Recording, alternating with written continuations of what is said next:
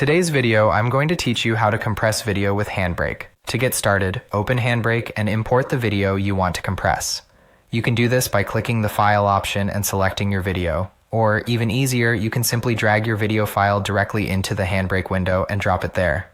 Once the video loads, Handbrake will automatically prepare it for editing and compression. For this process, you can leave almost all of the preset settings exactly as they are. The default settings in Handbrake are usually a solid choice and work well for compressing videos without needing to manually adjust a bunch of extra options. This makes the process much easier, especially if you're new to the software or just want a quick and reliable result.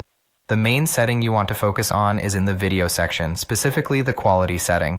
Look for the constant quality option and change that value to 26. This is the key adjustment that helps reduce the file size while still keeping the video usable and clear. In general, this number is a good balance for compression, and for many videos, it gets the job done nicely without a lot of trial and error. After that, click on Save As and choose where you want the compressed video to be saved on your computer. Pick a location that's easy to find later, especially if you want to compare the original and compressed versions side by side. Once you've chosen the save location, go ahead and click Start Encode to begin the compression process.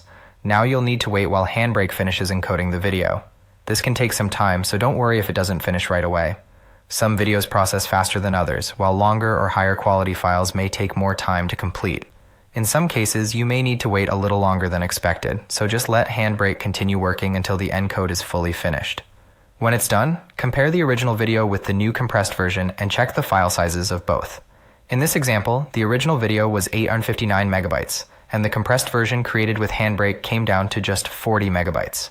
That's a huge reduction in file size, which can make the video much easier to store, upload, or share. And that's it. If you need a different result, you can experiment with the constant quality number to adjust the final file size and find the balance that works best for your video.